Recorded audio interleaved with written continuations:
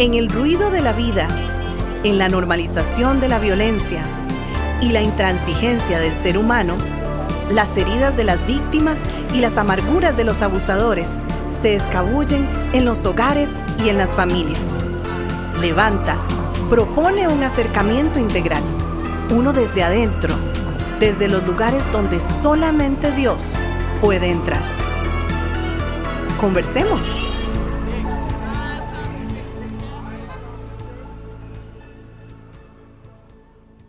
Saludos muy cordiales, gracias al Señor que estamos una semana más compartiendo. Iniciamos una serie que tiene que ver con abuso espiritual, una serie muy relevante. Y para esto pues tengo siempre el privilegio de contar con mi amigo, hermano, Pastor Alonso. Te saludo en este día. Igualmente, ¿cómo estás? Pues muy bien, gracias a Dios. ¿Qué te parece un tema como este? Ese tema está así como para entrarle de una vez. Sí, un excelente sí. tema, muy necesario, siempre, pero más en nuestros tiempos, ¿verdad? Y muy relacionado con nuestra temática de la violencia doméstica. Claro. Siempre ha sido el tenor nuestro el que debemos identificar aquello que vamos a confrontar. Exactamente. Y mira, empiezo diciendo que la intención de esos temas van a ser tres, mi hermano, tan relevantes, no va a ser condenación. Por supuesto, no estamos llamados para esto, ¿verdad? Ni siquiera Jesucristo vino en su palabra, en el Evangelio de Juan, a condenar, porque vino a un tiempo de gracia. Llegará un momento en que será el juicio, bien, la condenación, pero estamos en un tiempo para poder identificar aquellas cosas que nos impiden, ya sea nuestra relación personal con Cristo o sea nuestra participación ministerial, etcétera, sino para examinarnos entonces a nosotros mismos y en dos direcciones, ¿verdad? Que vamos a proponer en ese día. Sí, definitivamente que no es juzgar, sino examinarnos, ¿verdad? Ponernos primero nosotros en el análisis, ¿verdad? Creo que hablando sobre abuso espiritual, un primer enfoque que tenemos que darle, una primera dirección, es desde nuestro liderazgo, en el caso de que se aplique, ¿verdad? Desde el abuso espiritual es común revictimizar a quien sufre en el área principalmente emocional o relacional, ¿verdad? Y se limita todo el problema a una expresión, creo que va a ser muy interesante, rebeldía espiritual, ¿verdad? O falta de ejercicios piadosos. Quien busca ayuda y consuelo termina siendo el mismo problema. O sea, una persona que está sufriendo de un abuso de autoridad, ¿verdad? Busca ayuda, expresa lo que siente, lo que opina, lo que ve, y más bien su opinión termina siendo el problema. El problema. O sea, la persona que habla, que dice, hey, no me abusen, él es el problema, ¿verdad? Sí.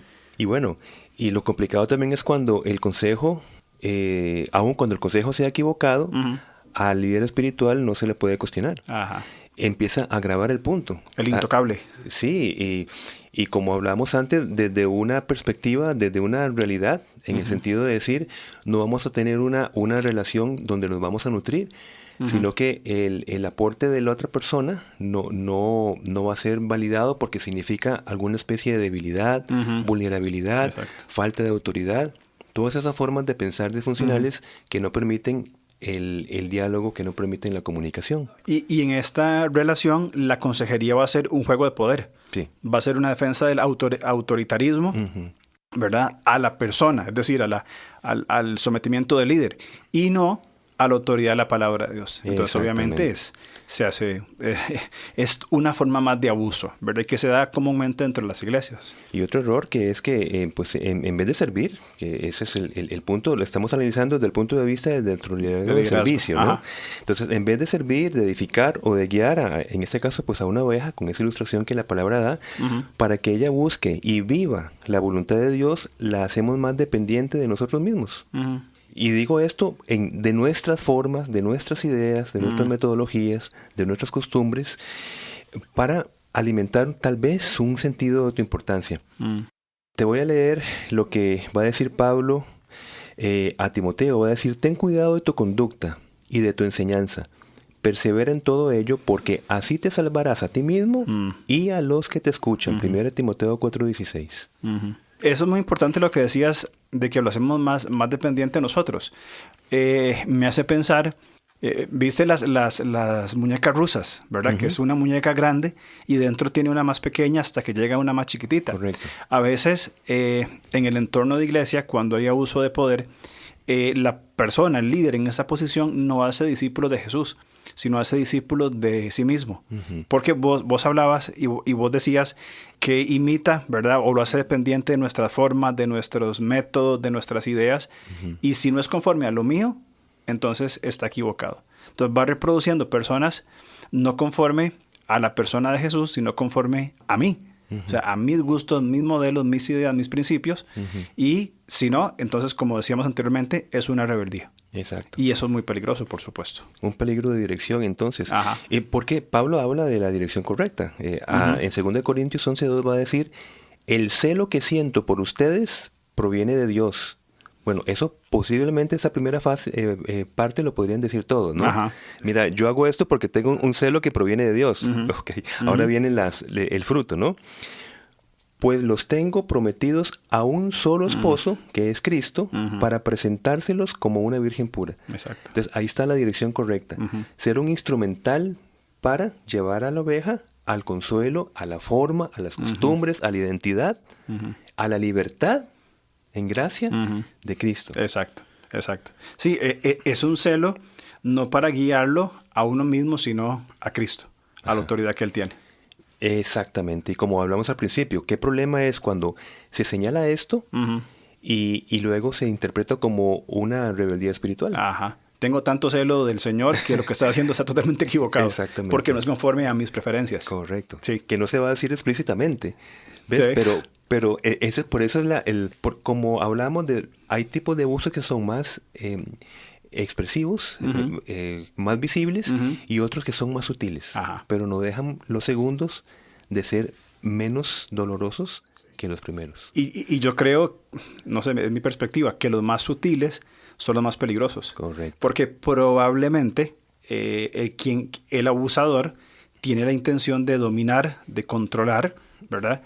No lo dice explícitamente, tiene esa intención, pero su forma, su metodología es tan sutil, es tan decorada, tan con apariencia de piedad, que sus seguidores no se dan cuenta. Claro. Y entonces, no, pero eso es una buena persona, etc. Dijimos que eran 2 direcciones, ¿verdad? La primera, desde nuestro liderazgo.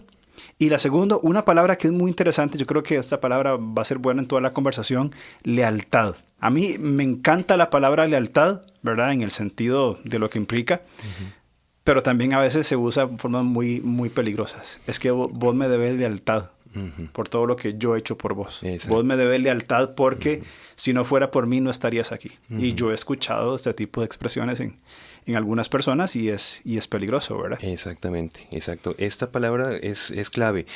En el primer punto es la dirección de quien abusa espiritualmente. Y en esta dirección es quien se deja abusar espiritualmente, implicando esta palabra de la lealtad voluntaria. Exacto. Sí, y cuando iniciamos voluntariamente una lealtad, ¿verdad?, hacia otra persona, a una institución, una religión, pero que no refleje la doctrina de Cristo, esta condición nos coloca en un estado de una errada vulnerabilidad. Es decir, de una forma tan frágil, ¿verdad? Y te leo en esta dirección Lucas 14:26. Si alguno viene a mí y no sacrifica el amor a su padre, a su madre, a su esposa, a sus hijos, sus hermanos, hermanas y aún su propia vida, no puede ser mi discípulo. Se cree que el sacrificio es hacia los programas de una iglesia local o hacia un liderazgo de una iglesia local. Entonces la palabra lealtad, a ver si se entiende, está muy sucia la palabra, tiene mucho ruido esa palabra, tiene mucho ruido alrededor. Me parece muy bien esa definición. Inclusive Jesús dijo en Mateo 6:24, ninguno puede servir a 2 señores, porque o aborrecerá al uno y amará al otro, o estimará al uno y menospreciará al otro. Inclusive sobre esta misma línea Pablo va a decir, si alguien llega a ustedes predicando un Jesús diferente del que les hemos predicado nosotros, o si reciben un espíritu o un evangelio diferentes de los que ya recibieron, a ese lo aguantan con facilidad. Va a decir esto en 2 Corintios 11:4. Vean que ya se está dirigiendo a los que se están dejando abusar espiritualmente porque están poniendo su lealtad, están... aunque no se den cuenta tal vez, están colocando su señorío de sus vidas, no en la persona de Cristo, sino en la lealtad de una persona. Entonces pueden tener una verdad escritural al frente, pero van a decir, yo no voy a irme en esta dirección, no voy a interpretar una teología desde este punto de vista porque le debo lealtad, ya sea a mi denominación, le debo lealtad a mi pastor, etcétera. Por eso es que esto es un tema de mucho cuidado. Sí. Vuelvo a las palabras siguientes. Aquí no estamos tratando de condenar en absoluto, sino de examinarnos a nosotros mismos, que es lo que Pablo le dice a Timoteo. Mirad, examínate, reflexiona sobre estos temas que estamos, por ejemplo, aquí poniendo la luz y que tenemos la libertad de poderlos hablar así como lo estamos hablando. Exactamente. Que es importante, sí, ¿no? Por supuesto. Vos sabes que justamente ayer hablaba con una persona, estábamos en un taller, estamos conversando, y esa persona me contaba, me hablaba varias veces, pasó por un proceso difícil, y me decía, por ejemplo, es que fíjate que yo entendía que Dios me decía esto, y Dios me decía lo otro, y Dios me decía esto, apelando a que esta era la voz de Dios, pero lo que decía era totalmente contradictorio, o sea, eran acusaciones, ¿verdad?, fuertes, antibíblicas en contra de esta persona que estaba sufriendo un abuso de autoridad. Y yo me quedé así como, qué raro, ¿por qué dice esta persona que es que Dios dice, es que Dios dice? Esa es la frase que usaba, es que Dios dice que tal cosa. Y yo me quedé como patinando. Y en un momento le pregunté, mira, ¿por qué vos decís que Dios dice tal cosa? Bueno, eso es lo que decían en la iglesia. Entonces yo le dije a la persona, vos estás equiparando lo que la iglesia dice a que es la voz de Dios.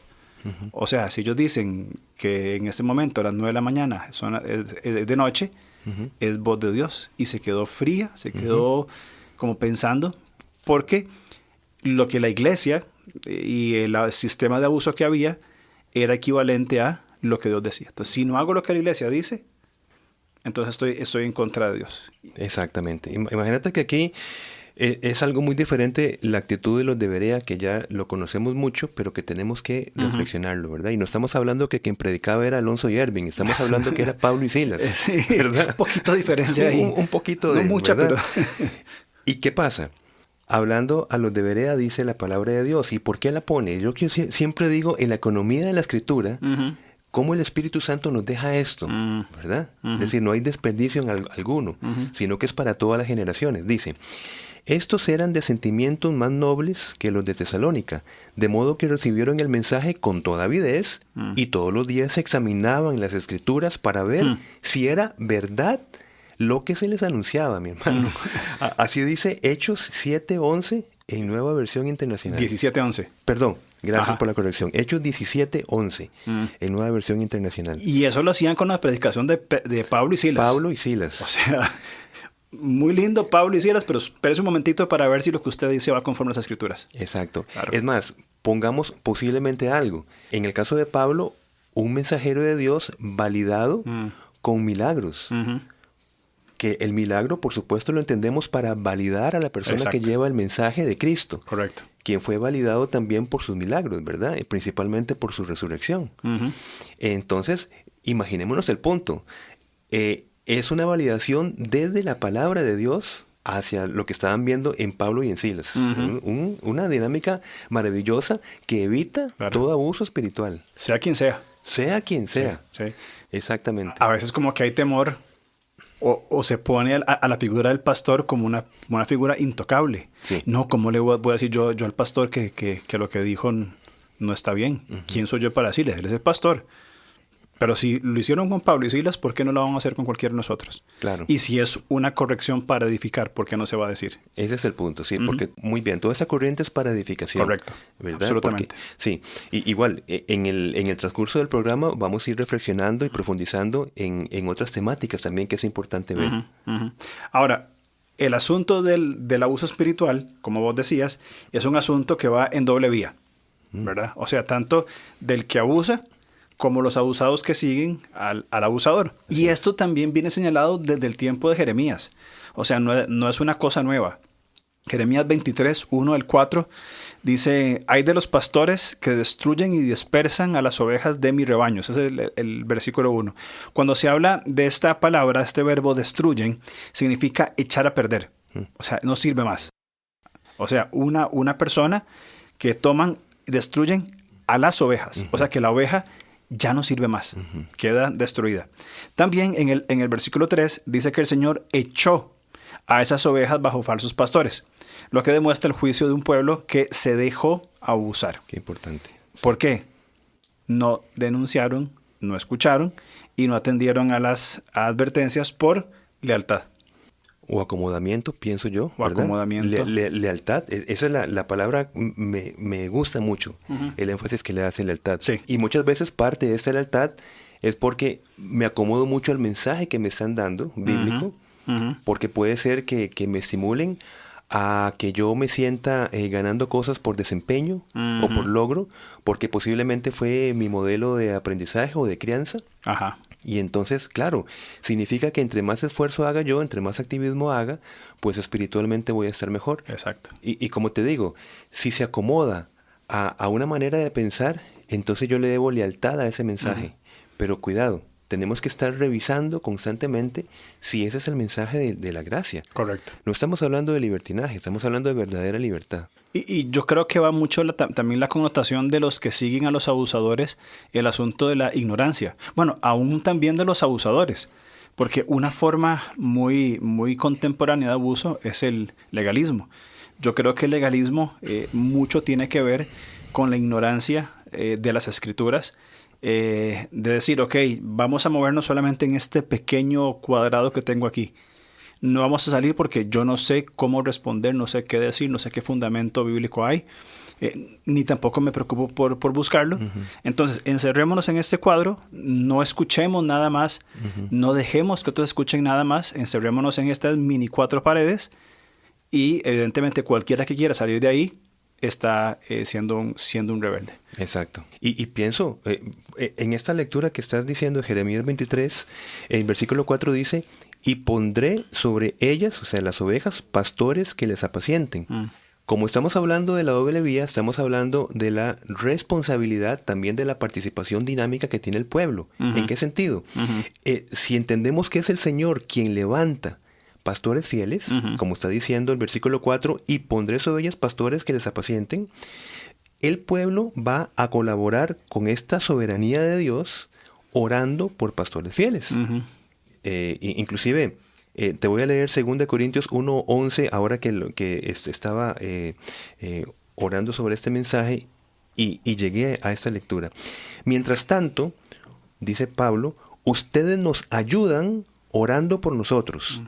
Así muchos darán gracias a Dios por nosotros a causa del don que se nos ha concedido en respuesta a tantas oraciones. Mi hermano, esto está... Dije, esto tengo que traerlo acá. 2 Corintios 1:11.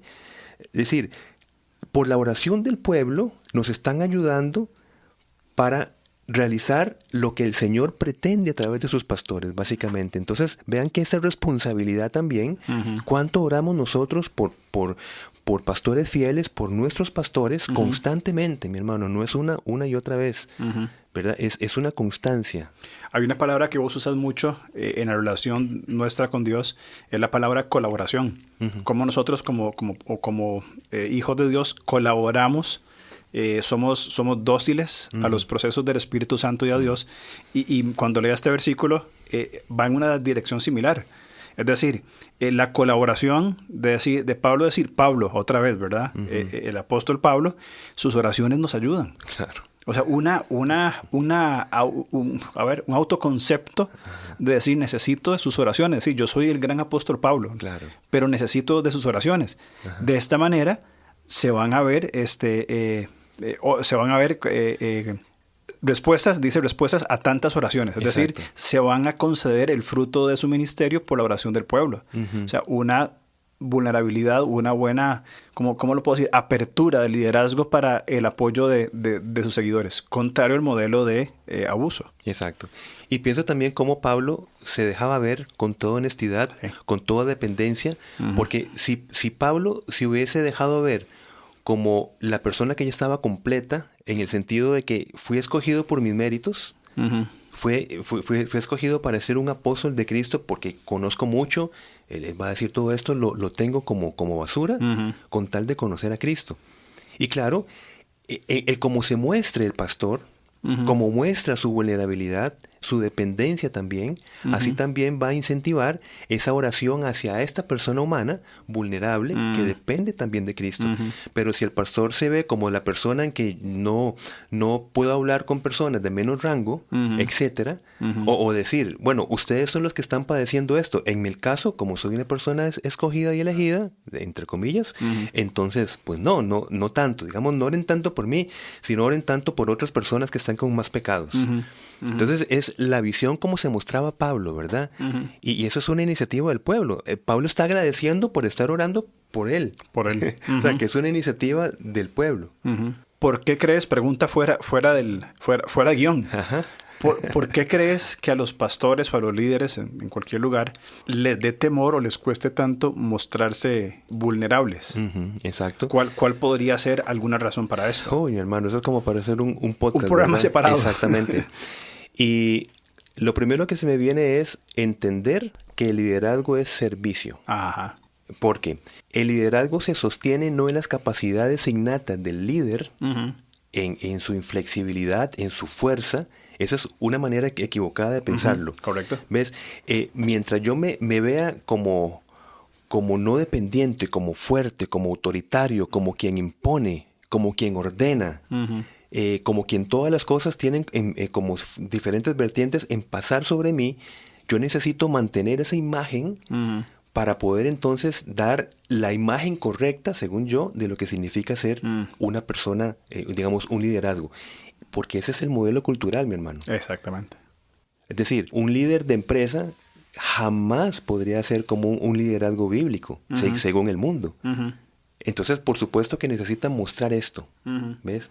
Y el modelo de Cristo en Juan capítulo 13 creo que es bastante claro. Clarísimo. ¿Verdad? Entonces, es un problema de concepto de liderazgo. Totalmente. ¿Qué es el liderazgo? El que no se equivoca, el que no falla, el implacable, el intocable, el que todo lo puede, el que nada le afecta, y todos tienen que ser como yo. El que tiene la última palabra, el jefe, por ejemplo, todo esto que es justamente lo que tratamos de identificar en modelos disfuncionales de liderazgo en el mismo matrimonio. Exactamente. ¿Qué es el modelo del esposo?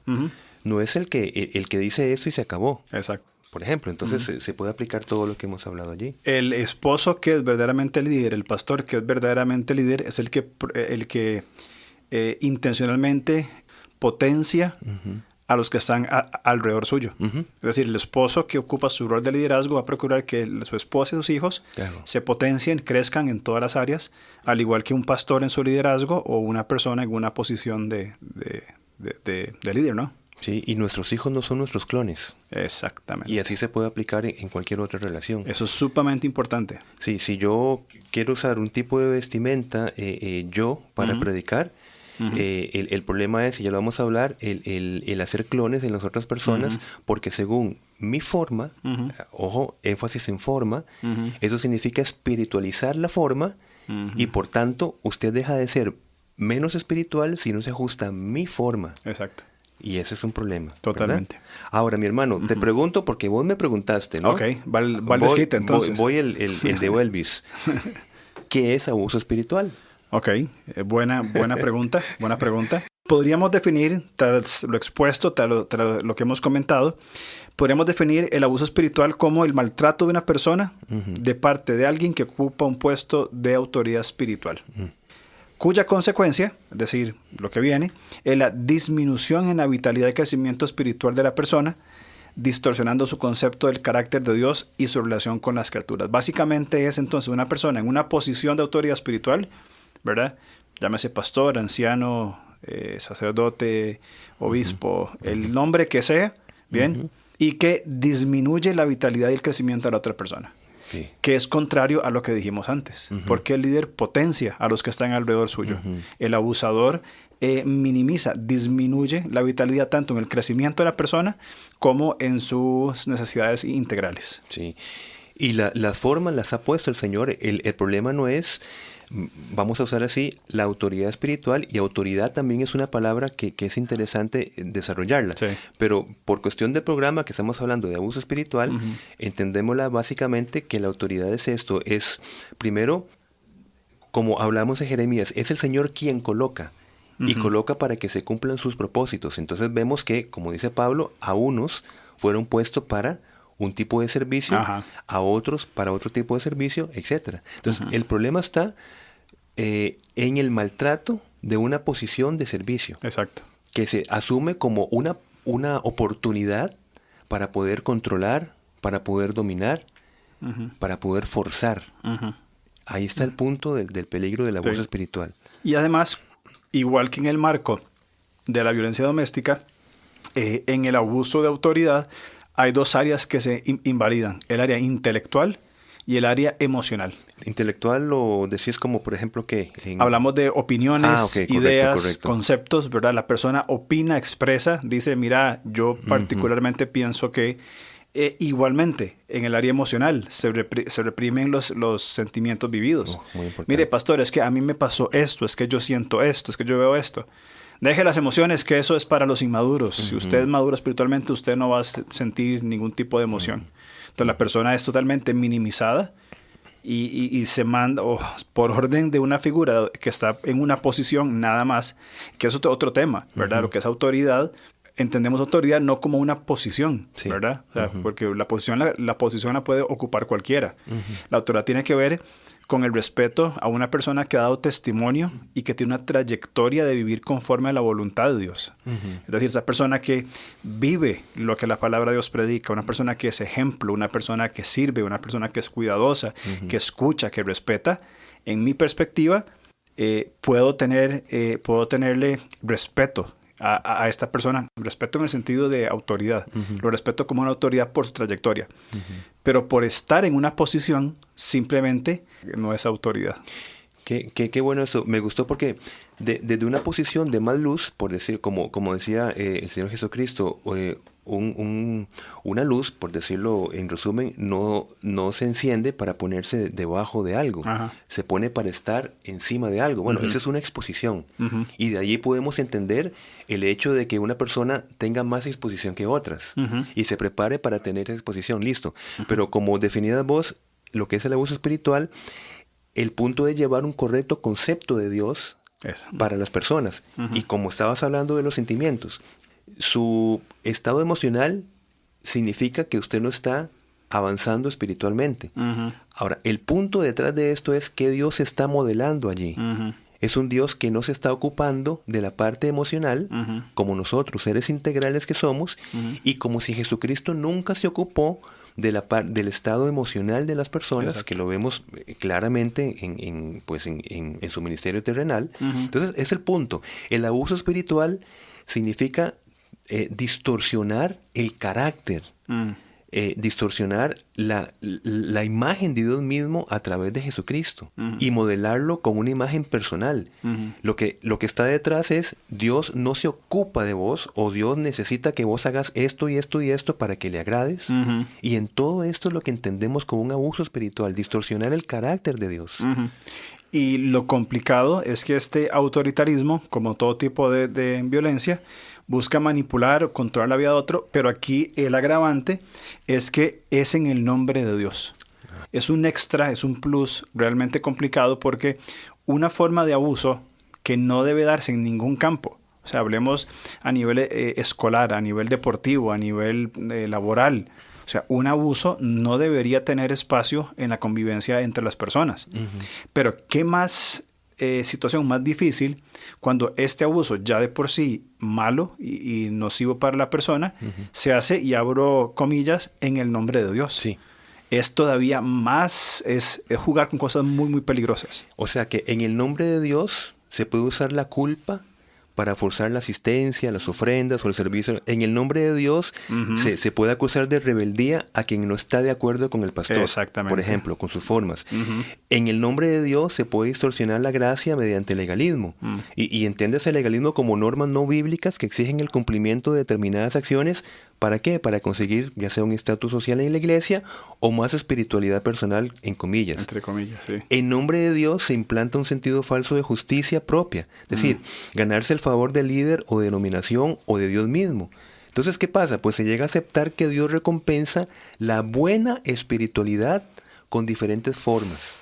O sea, con ganancias de algo. Externas, materiales. Materiales, de desempeño, de, entre comillas, una fortaleza. En medio de las tribulaciones, el más espiritual es el que se mantiene sin decir ninguna queja, ¿verdad?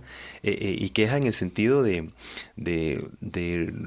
sentir el dolor de lo que está pasando. De expresar, ¿no?, un lamento. Claro, exactamente. O sea, a ver, pongámoslo en otras palabras para ver si podemos dimensionar la crudeza de esto. Estamos queriendo construir lo interno con lo externo. Es decir, construir el ser interior con elementos exteriores, con acciones. Sí, exacto. O sea, y es un absurdo. Porque es claramente nace, o sea, lo que necesitamos es una transformación del corazón. Exacto. Una transformación de adentro hacia afuera, un proceso donde sale en lo que estamos equivocados. Es decir, cuando sufrimos y respondemos equivocadamente, sale como cuando se prueba nuestra fe, sale la escoria, la basura, el polvo, para ser tratado y purificado y llevado a una mejor condición. Claro. Pero si no se permite, si se espera siempre una respuesta perfecta en todo tiempo, es un absurdo. Y es que como hablábamos anteriormente, ese liderazgo es modelado desde la persona que está haciendo luz para otras personas. Si se modela una persona, entre comillas, exteriormente fuerte, exteriormente que puede venir cualquier situación y se mantiene siempre, ¿verdad?, en un nivel de espiritual, yo voy a decir, mi ideal es ser como esta persona. Claro. Es decir, que nunca llora, que nunca se lamenta, siempre sabe cómo resolver todo. Exacto. Pareciera, mi estándar es como llegar a un punto en que realmente yo no dependa de ninguna otra persona. Entonces, desde ese modelaje de un falso liderazgo, se modela un falso carácter de Dios, que es lo que busca en el creyente. Busca que nosotros seamos, claro, maduros espiritualmente. Óyeme, pero esa madurez se integra de muchas cosas, de una saludable vulnerabilidad. Claro, porque en eso es donde crecemos nosotros. En la dependencia e interdependencia de los demás, dependencia del Señor y de los demás. Y ahí también, o sea, se pueden dar pasos a muchas cosas más, pero algo que yo he visto como una dinámica peligrosa es esa creación de castas o de élites. Este es el pastor, este es el anciano, este es el líder de tal, estos están en una categoría superior, probablemente... No sé si probablemente a vos te ha pasado cuando alguien se te acerca y te dice, mira, ora por mí, porque como sos anciano, Dios a vos sí te escucha. O como vos sos un buen cristiano, Dios sí te escucha. O sea, hay muchas dinámicas donde se va haciendo una brecha entre el clero y el laico, y los cleros parecen cada vez más santificados, ¿verdad? Más como deidades, ¿verdad? Como héroes griegos, y luego los laicos el montón de pecadores, ¿verdad? Correcto. Y se forman élites, es decir, argollas, grupitos, que vos y yo, vos sos el pastor, yo el anciano, entonces, me explico. Y se va idealizando este modelo de un liderazgo inalcanzable, perfecto. Claro que sí, de acuerdo. Bueno, y también tenemos el peligro de la influencia como un recurso evangelístico. De la influencia, me refiero, por ejemplo, el abuso espiritual por el poder de influencia que acompaña al líder, ¿verdad? ¿Qué pasa? Pues abre la puerta a otro tipo de abusos. Por ejemplo, abuso emocional, verbal, patrimonial, sexual, físico. Porque en una relación interpersonal se abusa de quien previamente se ha preparado psicológicamente para el abuso. Entonces, yo influencio para verme como una persona, como estás diciendo vos, separada de la otra persona. Entonces, tengo que estar trabajando, ya sea en mi imagen, en las palabras que digo hacia mí mismo, etcétera, y esto influencia para mal a otras personas. A partir de que he colocado ese poder de la influencia, la otra persona entonces me debe lealtad. Y a partir de esa dinámica ya empieza todo tipo de abuso, mi hermano. Todo. Se pasaron todos estos límites desde todo punto de vista. Bueno, no voy a denunciar, no voy a decir nada, porque le debo lealtad, pero una lealtad que ya fue preparada por medio de la influencia. Por una influencia negativa. O sea, con aspectos que van con la intencionalidad de posteriormente dominar. Por ejemplo, te hago un regalo, te digo palabras halagadoras, te pongo en una posición de privilegio, te endulzo el oído, como se dice popularmente, pero después te cobro todo eso que hice. Claro. Eso es una influencia negativa. Exacto. Es que influir es cuando tenemos un efecto sobre el otro, pero ya te voy a poner otra palabra que posiblemente pueda estar mejor. Influir es poner un efecto sobre el otro, pero desde nuestras propias habilidades, desde nuestras propias potencialidades, asumidas o construidas como sea. Pero el Señor no mira la apariencia, sino mira el corazón, ¿verdad? 1 Samuel 16:7. Por eso es que es mejor cambiar la palabra por una persuasión mediante la argumentación bíblica y un testimonio de vida. Quiero decir, una persona puede lograr lealtad de otro por su influencia de cómo habla. Es que habla muy bonito, tiene una muy buena oratoria, se viste muy bien, tiene una muy buena imagen. Entonces me influencia para yo verlo como un líder calificado. Bien, otra vez, porque la influencia es esa habilidad propia. Pero la persuasión es mediante un argumento bíblico que las personas pueden revisar, y principalmente un testimonio de vida también. Y hay unos ejemplos. Por ejemplo, Pablo no influenciaba por su aspecto físico, mi hermano. En un texto apócrifo, decir que no es inspirado, pero es útil en materia histórica, lo va a describir a Pablo como, abro comillas, hombre de pequeña estatura, calvo, de piernas arqueadas, vigoroso, cenijunto, de nariz un tanto sobresaliente, y dice, más lleno de gracia. Ahora, desde la influencia de su apariencia física, cero. Pero dice, más lleno de gracia. Ahora, influenciada por su oratoria, ¿qué piensas vos? Si Pablo, claro, influenciada por lo lindo que hablaba, etcétera. Claro. Sí, 2 Corintios habla sobre esto. Y él dice que aunque sea tosco en la palabra, no lo soy en conocimiento, en todo y por todo os lo hemos demostrado. El contexto habla de la influencia en Corinto de los así llamados superapóstoles, que engañaban con los sentidos a los fieles. Con las oratorias y con todas sus palabrerías. Claro. Y él dice, no, yo no tengo esta palabrería, ¿verdad? Yo no soy, vamos a ver, soy tosco de palabra, como lo estás poniendo. O sea, usar estos elementos humanos para para ganar el favor de otros. Eso es a lo que nos referimos con influencia. Correcto. ¿Ves? Influencia por lo lindo que se habla, por lo lindo que me veo. Es más, por el currículum, por ejemplo, de Pablo. Sí, Filipenses 3:8. Por amor a él he desechado todo lo demás y lo considero basura a fin de ganar a Cristo y llegar a ser uno con él. ¿Y a qué me refiero con esto? Sí, renunció a sus títulos judíos. Ok, yo me acerco yo reviso la palabra y tengo una inquietud. Tengo una inquietud ante el líder, ¿no? Que es representante de Cristo. Y voy a decir, yo estoy viendo esto y esto y no me dejan expresar ninguna palabra porque me salen con que, mire, usted no, me va a decir a mí que yo estudié 5 años acá o 3 años acá, o soy esto y esto, o tengo tantos años de ministerio. ¿Ves? Entonces, esa dinámica justamente es donde hay que tenerla mucho cuidado, porque la persona está poniendo no el testimonio de abrir diálogos, de nutrir a la oveja, etcétera, sino desde una influencia. O sea, está influenciando su currículum para verse como el líder intocable, por ejemplo. Correcto. Y entonces, a partir de esa influencia es donde se da la imagen se puede ver abuso verbal, abuso espiritual, como en nuestro tema, y otros más. Sí, podemos usar la influencia desde nuestras virtudes humanas, sean pocos, sean muchos, para abrir espacios de abuso. Creo que también, si quisiéramos usar la palabra influencia en otra dirección, también podemos decir lo que hemos hablado anteriormente. Cuando nos desarrollamos en la relación, es direccionar a la persona a Cristo. O sea, que si va a haber influencia, muchos autores hablan de que el liderazgo es influencia, ¿verdad? Si va a haber influencia, tiene que ser la influencia de decir, vea, no soy yo. O sea, no se trata de mi modelo, de mi dirección, de mis virtudes, se trata de Él, apuntando directamente a Cristo. Es decir, un direccionamiento de un modelo de todo, de pastorado, liderazgo, matrimonio, paternidad, etcétera, de acuerdo al modelo de Cristo. Entonces, direccionar estas relaciones o estas miradas a la persona de Cristo, no a las virtudes propias de cada uno, donde sí puede haber espacio para todas estas cantidades de abusos, ¿verdad? Claro.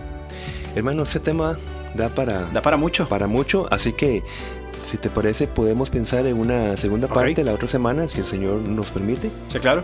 Sí, démosle entonces la otra semana, segunda parte de abuso de autoridad. Muy bien. Nos vemos entonces. Gracias. Gracias.